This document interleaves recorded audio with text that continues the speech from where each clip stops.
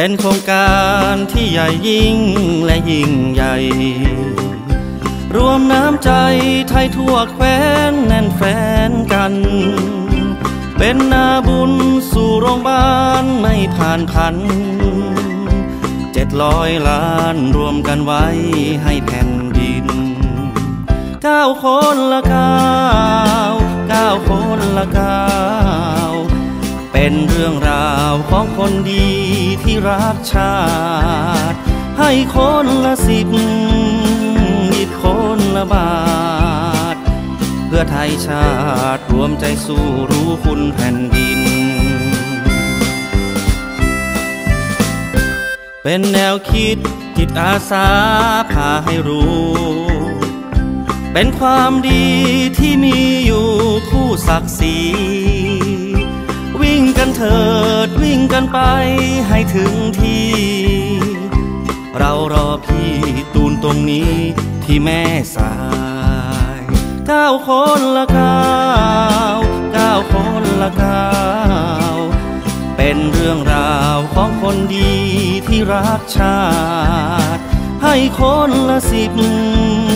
หยิบคนละบาทเพื่อไทยชาติรวมใจสู้รู้คุณแผ่นดิน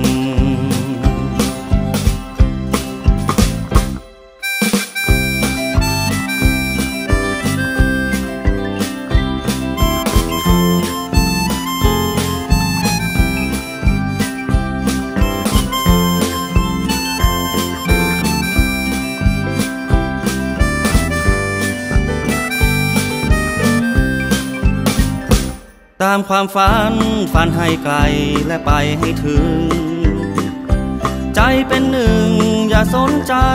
ใครเหนี่ยวรั้งขอร่วมส่งแรงใจเป็นพลังให้สมหวังอาทิวราคงมาลัย9 คนละ9คนละ9เป็นเรื่องราวของคนดีที่รักชาติให้คนละ10 หยิบคนละบาทเพื่อไทยชาติรวมกันสู้รู้คุณแผ่นดินตามความฝันให้ไกลไปให้ถึงใจเป็นหนึ่งอย่าสนใจใครเหนี่ยวรั้งขอร่วมส่งแรงใจ